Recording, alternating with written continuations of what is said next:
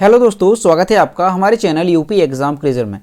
दोस्तों आज के वीडियो में हम 4 फरवरी से संबंधित उत्तर प्रदेश के सभी एग्जाम्स के लिए मोस्ट इंपॉर्टेंट करंट अफेयर के क्वेश्चंस को डिस्कस करेंगे और हर एक क्वेश्चन से रिलेटेड आपको फैक्ट भी बताएंगे।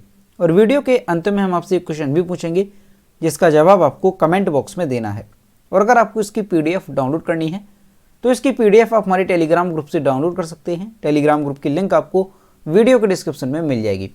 आज का वीडियो स्टार्ट करने से पहले हम नोबेल पुरस्कार 2021 का रिवीजन करेंगे। तो फटाफट से देखते हैं कि नोबेल पुरस्कार 2021 जो है किस क्षेत्र में किसे दिए गए हैं। तो दोस्तों शांति के क्षेत्र में 2021 का नोबेल पुरस्कार किसे दिया गया? तो मारिया रेसा और दमित्री मुराटोव को शांति के क्षेत्र में दिया गया। चिकित्सा के क्षेत्र में किसे दिया गया? तो डेविड जूलियस और अर्डेम पटपोटियन, इन्हें जो है चिकित्सा के क्षेत्र में दिया गया। इसके अलावा रसायन के क्षेत्र में नोबेल पुरस्कार किसे दिया गया 2021 का? तो बेंजामिन लिस्ट और डेविड मैकमिलन, इन्हें रसायन विज्ञान के क्षेत्र में नोबेल पुरस्कार दिया गया है। भौतिकी के क्षेत्र में किसे दिया गया? तो स्क्यूरो मनाबे, क्लाउस हासेलमैन और जियोर्जियो पैरिसी, इन्हें जो है भौतिकी के क्षेत्र में नोबेल पुरस्कार दिया गया 2021 का। अर्थशास्त्र के क्षेत्र में किसे दिया गया? तो डेविड कार्ड, जोशुआ एंग्रिस्ट और गुइडो इम्बेंस, इन्हें जो है अर्थशास्त्र के क्षेत्र में नोबेल पुरस्कार दिया गया। और लास्ट जो है वो है साहित्य, और साहित्य के क्षेत्र में किसे दिया गया? तो अब्दुल रजाक गुरना को साहित्य के क्षेत्र में नोबेल पुरस्कार दिया गया है। दोस्तों नोबेल पुरस्कार 2021 के लिए हमने एक स्पेशल वीडियो भी बनाया था, तो अगर आपने वो वीडियो नहीं देखा है तो उसे एक बार जरूर देखें, क्योंकि उसमें हमने एनिमेशन आधारित ट्रिक्स पर आधारित वो वीडियो बनाया। तो एक बार अगर आप देखेंगे तो हमेशा के लिए आपको नोबेल पुरस्कार 2021 जो है ये याद हो जाएंगे। तो चलिए शुरू करते हैं आज का सेशन। आज का सेशन शुरू करने से पहले हम कल के क्वेश्चंस का रिवीजन करेंगे। कल का पहला क्वेश्चन है, आम बजट 2022-23 में बुंदेलखंड की केन बेतवा लिंक परियोजना के लिए आवंटित राशि कितनी है? इसका जो करेक्ट आंसर है वो है ऑप्शन नंबर ए, 1400 करोड़ रुपए। अगला क्वेश्चन है, राष्ट्रीय राजमार्ग व एक्सप्रेस वे के लिए केंद्र सरकार द्वारा उत्तर प्रदेश को मिले बजट के अनुसार कितनी नई परियोजनाएं शुरू की जाएंगी? इसका जो करेक्ट आंसर है वो है ऑप्शन नंबर डी, 32 परियोजनाएं। और दोस्तों उत्तर प्रदेश करंट अफेयर की लास्ट 1 ईयर की अगर आपको PDF डाउनलोड करनी है तो इसकी लिंक आपको वीडियो के डिस्क्रिप्शन में मिल जाएगी। वहां से आप इस PDF को बाई कर सकते हैं। इस PDF में हमने जनवरी से लेकर के दिसंबर 2021 तक के उत्तर प्रदेश करंट अफेयर के सभी इंपॉर्टेंट क्वेश्चंस को विस्तार पूर्वक बताया है। और दोस्तों अगर PDF डाउनलोड करने में अगर कोई प्रॉब्लम होती है तो साइट पर आपको व्हाट्सएप नंबर और ईमेल मिल जाएगा जिस पर आप कॉन्टैक्ट कर सकते हैं। और जो व्हाट्सएप नंबर है वो आपको डिस्क्रिप्शन बॉक्स में भी मिल जाएगा। अगला क्वेश्चन है, स्किल डेवलपमेंट के लिए कौन सा पोर्टल लॉन्च किया जाएगा? इसका जो करेक्ट आंसर है वो है ऑप्शन नंबर सी, डिजिटल देश ई पोर्टल। अगला क्वेश्चन है, रक्षा मंत्रालय ने दवाओं की होम डिलीवरी हेतु किस योजना को शुरू किया है? इसका जो करेक्ट आंसर है वो है ऑप्शन नंबर बी, सेहत योजना को। अगला क्वेश्चन है, रक्षा खुफिया एजेंसी के नए प्रमुख के रूप में किसे नियुक्त किया गया? इसका जो करेक्ट आंसर है वो है ऑप्शन नंबर ए, लेफ्टिनेंट जनरल GAV रेड्डी को। अगला क्वेश्चन है, आंध्र प्रदेश सरकार ने राज्य के सरकारी कर्मचारियों की सेवानिवृत्त आयु 60 वर्ष से बढ़ाकर के कितने साल कर दी है? इसका जो करेक्ट आंसर है वो है ऑप्शन नंबर बी, 62 वर्ष। अगला क्वेश्चन है, विश्व आर्द्र भूमि दिवस निम्न में से किस दिन मनाया जाता है? इसका जो करेक्ट आंसर है वो है ऑप्शन नंबर सी, 2 फरवरी को। अगला क्वेश्चन है, हाल ही में world games athlete of the year पुरस्कार 2021 किसने जीता? तो ये जीता है PR श्रीजेश ने, यानी ऑप्शन नंबर डी यहाँ पे करेक्ट होगा। अगला क्वेश्चन है, सियोमारा कास्त्रो किस देश की पहली महिला राष्ट्रपति बनी? जो सियोमारा कास्त्रो हैं ये होंडुरास की पहली महिला राष्ट्रपति बनी है, तो इन्हें भी आपको ध्यान रखना है। तो दोस्तों ये थे कल के क्वेश्चंस जिसका हमने रिवीजन किया। अब हम शुरू करते हैं आज का सेशन। आज का पहला क्वेश्चन है, उत्तर प्रदेश के किस वन्य जीव अभ्यारण्य को रामसर स्थल घोषित किया गया? इसका जो करेक्ट आंसर है वो है ऑप्शन नंबर ए, बखीरा वन्य जीव अभ्यारण्य को। 2 फरवरी 2022 को विश्व आर्द्र भूमि दिवस के अवसर पर केंद्रीय पर्यावरण मंत्री भूपेंद्र यादव ने हरियाणा के गुरुग्राम के सुल्तानपुर राष्ट्रीय पक्षी उद्यान में आयोजित एक कार्यक्रम में जो उत्तर प्रदेश का बखीरा वन्यजीव अभ्यारण्य है और इसके साथ ही जो गुजरात का खिजाड़िया वन्यजीव अभ्यारण्य है, तो इसे जो है रामसर स्थल घोषित किया। इसके साथ ही जो भारत में रामसर स्थलों की कुल संख्या है वो कितनी हो गई, तो 49 यानी 49 संख्या हो गई भारत में रामसर स्थलों की। जो खिजादिया रामसर है ये टैग पाने वाला गुजरात का चौथा आर्द्रभूमि बन गया। अब भारत में रामसर स्थलों की संख्या दक्षिण एशिया के देशों में सबसे अधिक हो गई है। दोस्तों ये क्वेश्चन मोस्ट इंपॉर्टेंट है, अच्छे तरीके से आपको नोट करना है कि उत्तर प्रदेश का जो बखीरा वन्यजीव अभयारण्य है इसे जो है रामसर स्थल घोषित कर दिया गया। और ये उत्तर प्रदेश का कौन सा रामसर स्थल हुआ, तो उत्तर प्रदेश का ये 10वां रामसर स्थल हुआ। ठीक है, ध्यान रखना है 10वां। दोस्तों अभी कुछ दिन पहले 2021 के लास्ट में हैदरपुर वेटलैंड को रामसर स्थल घोषित किया गया था और वो उत्तर प्रदेश का 9वां रामसर स्थल था। ठीक है, तो उसे भी ध्यान रखना है।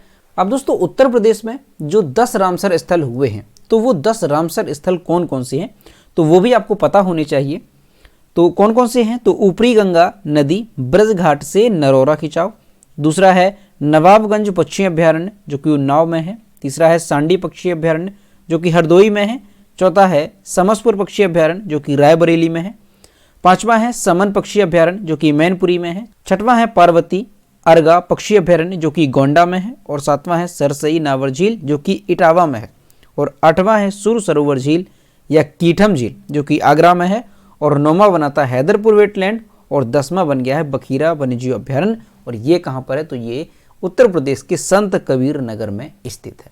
ठीक है, तो 10 नाम अच्छे से ध्यान रखने हैं आपको। अब दोस्तों ये जो बखीरा वन्यजीव अभ्यारण्य है इसको अगर देखा जाए तो ये उत्तर प्रदेश के संत कबीर नगर जनपद में स्थित है, और ये अभ्यारण्य बड़ी संख्या में मध्य एशियाई पक्षियों की प्रजातियों के लिए सर्दियों में सुरक्षित और अनुकूल स्थल प्रदान करता है। ठीक है, तो इस वजह से ये फेमस है। और यहाँ से आपको ध्यान रखना है कि रामसर संधि, रामसर कन्वेंशन जो है ये कब हुआ था, तो आपको ध्यान रखना है 2 फरवरी, कब, 2 फरवरी 1971 को आर्द्रभूमि के संरक्षण और कुशलता से उपयोग के लिए एक अंतर्राष्ट्रीय संधि हुई थी, और उसे क्या नाम से जाना जाता है, तो रामसर संधि के नाम से उसे जाना जाता है। अब दोस्तों ये जो रामसर कन्वेंशन है इसे रामसर ही क्यों कहा जाता है, तो इसलिए क्योंकि ये जो संधि है वो ईरान के रामसर शहर में की गई थी। ठीक है, तो इस वजह से इसे रामसर कन्वेंशन कहा जाता है। और दोस्तों आर्द्रभूमि दिवस जो है ये कब मनाया जाता है, तो विश्व आर्द्रभूमि दिवस जो है ये 2 फरवरी को मनाया जाता है। अब दोस्तों अगर गुजरात की बात की जाए तो जो खिजाड़िया वन्यजीव अभ्यारण्य है ये गुजरात का चौथा आर्द्रभूमि बन गया है, यानी रामसर स्थल जो है ये चौथा बना है गुजरात का। तो इससे पहले गुजरात की कौन कौन सी रामसर स्थल हैं, तो नाल सरोवर पक्षी अभ्यारण्य, थोल वन्यजीव अभ्यारण्य और बाधवाना आर्द्रभूमि। तो ये गुजरात के 3 रामसर स्थल हैं जो कि पहले घोषित किए गए थे, और अभी जो है खिजाड़िया वन्यजीव अभ्यारण्य को घोषित किया गया जो कि चौथा होगा। तो उत्तर प्रदेश का आपको अच्छे से ध्यान रखना है बखीरा वन्यजीव अभ्यारण्य और गुजरात का खिजाड़िया वन्यजीव अभ्यारण्य। अगला क्वेश्चन है, हाल ही में उत्तर प्रदेश के किस वरिष्ठ साहित्यकार का निधन हो गया। इसका जो करेक्ट आंसर है वो है option number C, doctor Ranganath Mishra सत्य का। उत्तर प्रदेश के वरिष्ठ साहित्यकार डॉक्टर रंगनाथ मिश्र सत्य का 2 फरवरी को निधन हो गया। करीब 80 वर्ष के डॉक्टर रंगनाथ मिश्र सत्य उत्तर प्रदेश हिंदी संस्थान के साहित्य भूषण सम्मान से विभूषित थे। वह साहित्यिक संस्था अगीत परिषद के संस्थापक भी थे।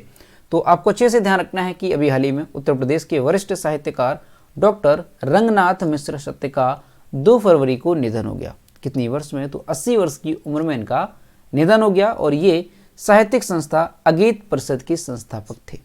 अगला क्वेश्चन है, शोध आधारित कंपनी अटॉर्नी इंडिया द्वारा कोरोना वायरस को हवा में ही खत्म कर देने वाली मशीन इजाद की गई, यानी मशीन ऐसी खोजी गई।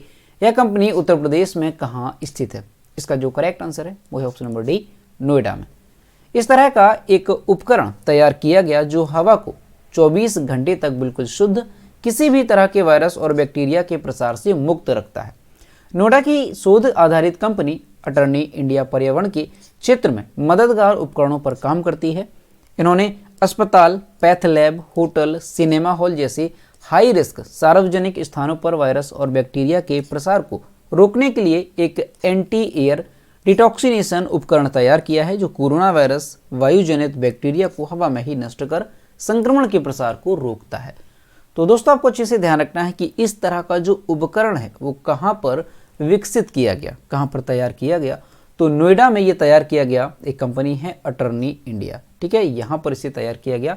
और इसकी खूबी क्या है, तो ये हवा को 24 घंटे तक शुद्ध किसी भी तरह के वायरस और बैक्टीरिया के प्रसार से मुक्त रखता है, यानी हवा में ही, चाहे कोरोना वायरस हो या किसी भी तरह का कोई भी बैक्टीरिया वायरस होगा तो वो उसे हवा में ही नष्ट कर देता है। अगला क्वेश्चन है, किस देश ने दुनिया की पहली हाइड्रोजन से चलने वाली flying boat the jet launch करने की घोषणा की? इसका जो करेक्ट आंसर है वो है ऑप्शन नंबर ए, संयुक्त अरब अमीरात ने। और यहाँ पर आप इमेज में देख सकते हैं, यह दुनिया की पहली हाइड्रोजन से चलने वाली flying boat the jet. Dubai की firm the jet zero emission ने दुबई संयुक्त अरब अमीरात में दुनिया की पहली हाइड्रोजन संचालित फ्लाइंग बोट द जेट के लॉन्च की घोषणा की। ठीक है, इसका नाम ध्यान रखना है, द जेट इस बोट का नाम है। द जेट में अत्याधुनिक विशेषताएं और प्रौद्योगिकियां हैं जो इसे 40 समुद्री मील की परिभ्रमण गति से पानी के ऊपर शांति से उड़ने में सक्षम बनाती है और इसमें 8 से 12 यात्रियों को ले जाने की क्षमता भी है। तो दोस्तों ये क्वेश्चन भी मोस्ट इंपॉर्टेंट है, अच्छे से ध्यान रखना है कि दुबई की जो कंपनी है द जेट जीरो इमिशन, तो उसने जो है दुनिया की पहली हाइड्रोजन संचालित फ्लाइंग बोट लॉन्च की है। इस फ्लाइंग बोट का नाम क्या है? तो द जेट इस फ्लाइंग बोट का नाम है, जो कि दुनिया की पहली हाइड्रोजन से चलने वाली फ्लाइंग बोट है। अब दोस्तों यहाँ पर जो संयुक्त अरब अमीरात है, तो यहाँ पर दुनिया की पहली हाइड्रोजन संचालित फ्लाइंग बोट के लॉन्च करने की घोषणा की गई है। तो संयुक्त अरब अमीरात से आपको ध्यान रखना है कि इसकी कैपिटल क्या है, तो अबू धाबी संयुक्त अरब अमीरात की कैपिटल है। और यूएई की प्रेसिडेंट कौन है वर्तमान में? तो खलीफा बिन जयाद अल नहयान वर्तमान में यूएई के प्रेसिडेंट हैं। यूएई की करेंसी क्या है? तो यूनाइटेड अरब अमीरात दिरहम यूएई की करेंसी है। तो ये सारी चीज़ें भी आपको यूएई से रिलेटेड अच्छे से ध्यान रखनी है। अगला क्वेश्चन है, एंटोनियो कोस्टा किस देश के नए प्रधानमंत्री बने? इसका जो करेक्ट आंसर है वो है ऑप्शन नंबर बी, पुर्तगाल के। पुर्तगाल देश के नए प्रधानमंत्री के रूप में एंटोनियो कोस्टा को नियुक्त किया गया। एंटोनियो कोस्टा का संबंध वाम सोशलिस्ट पार्टी से है। वाम सोशलिस्ट पार्टी ने संसद की 230 सीटों में से 117 सीटों पर जीत हासिल की है।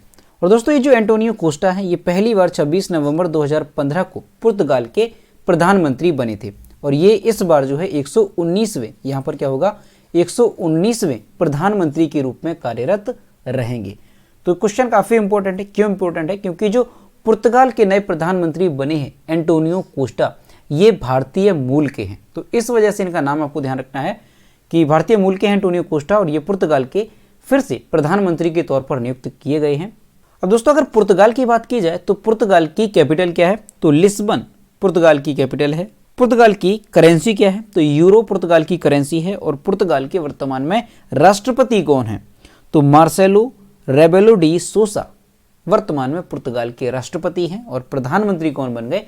तो एंटोनियो कोस्टा प्रधानमंत्री बन गए हैं ये पुर्तगाल के। अगला क्वेश्चन है, लॉन्च पुस्तक ऑपरेशन खत्म के लेखक कौन है? इसका जो करेक्ट आंसर है वो है ऑप्शन नंबर सी, ए और बी दोनों, यानी आरसी गंजू और अश्वनी भटनागर, ये जो है ऑपरेशन खत्म पुस्तक के लेखक हैं। लेखक आरसी गंजू और अश्वनी भटनागर ने अपनी नई पुस्तक ऑपरेशन खत्म का विमोचन किया। ये जो पुस्तक है ये जम्मू कश्मीर लिबरेशन फ्रंट के 22 आतंकियों को जम्मू कश्मीर पुलिस के स्पेशल ऑपरेशन ग्रुप के ऑपरेशन खत्म के तहत मारने की योजना बनाने की गतिविधियों को दर्शाती है। और ये जो पुस्तक है जम्मू कश्मीर में आतंकवाद पर एक ग्राफिक फर्स्ट हैंड थ्रिलर पुस्तक है। तो आपको अच्छे से ध्यान रखना है कि जो पुस्तक है ऑपरेशन खत्म, इसके लेखक कौन है? तो आरसी गंजू और अश्वनी भटनागर इसके लेखक हैं। और ये जो पुस्तक है ये किस पर आधारित है? तो जम्मू कश्मीर में 22 आतंकवादियों को जो जम्मू कश्मीर पुलिस ने एक स्पेशल ऑपरेशन ग्रुप ऑपरेशन खत्म के तहत मारने की जो योजना बनाई थी, तो वो सारी गतिविधियों को इसमें दर्शाया गया है। तो ध्यान रखना है कि ऑपरेशन खत्म के लेखक कौन है? आरसी गंजू और अश्विनी भटनागर। अगला क्वेश्चन है, मराठी एवं हिंदी फिल्मों के किस प्रसिद्ध अभिनेता का 93 वर्ष की उम्र में निधन हो गया? इसका जो करेक्ट आंसर है वो है ऑप्शन नंबर ए, रमेश देव का। हिंदी और मराठी सिनेमा के दिग्गज अभिनेता रमेश देव का मुंबई के एक अस्पताल में दिल का दौरा पड़ने से निधन हो गया। रमेश देव की उम्र 93 साल थी। रमेश देव ने अपने व्यापक करियर में कई हिंदी और मराठी फिल्मों में अभिनय किया। उन्होंने 1962 की फिल्म आरती में एक खलनायक की भूमिका निभाकर फिल्म इंडस्ट्री में अपनी यात्रा शुरू की थी। इसके बाद प्रसिद्ध अभिनेता ने अमिताभ बच्चन, राजेश खन्ना, शत्रुघ्न सिन्हा और हेमा मालिनी, धर्मेंद्र जैसे सितारों के साथ यादगार भूमिकाएं निभाई हैं। तो दोस्तों काफ़ी चर्चित अभिनेता थे रमेश देव, और ये हिंदी और मराठी सिनेमा के अभिनेता थे। तो इनका जो है अभी हाल ही में दिल का दौरा पड़ने से निधन हो गया 93 साल की उम्र में।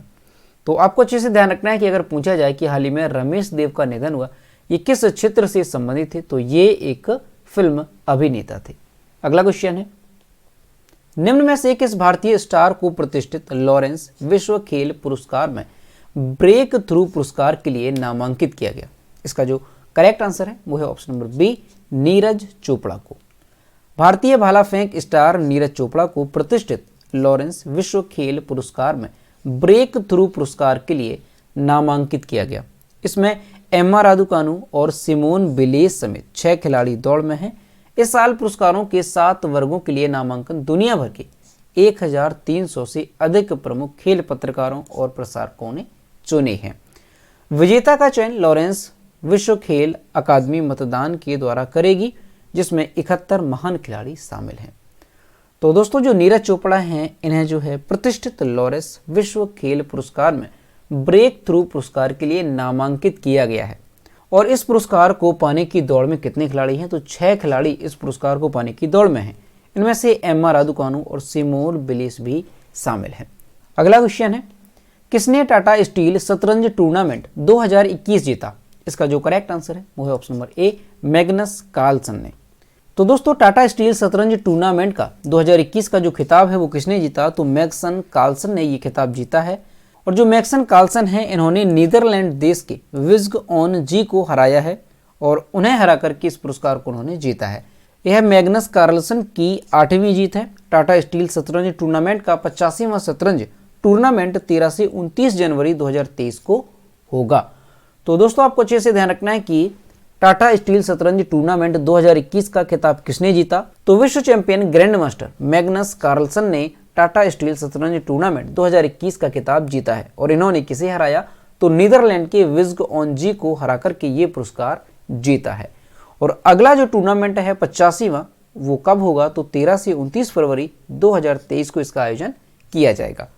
अगला क्वेश्चन है, राष्ट्रीय इलेक्ट्रॉनिकी एवं सूचना प्रौद्योगिकी संस्थान यानी नीलिट के नए महानिदेशक के रूप में निम्नलिखित में से किसे नियुक्त किया गया है? इसका जो करेक्ट आंसर है वो है option number C, doctor Madan Mohan Tripathi को। डॉक्टर मदन मोहन त्रिपाठी ने 1 फरवरी को राष्ट्रीय इलेक्ट्रॉनिकी एवं सूचना प्रौद्योगिकी संस्थान यानी नीलिट के महानिदेशक के रूप में कार्यभार संभाल लिया है।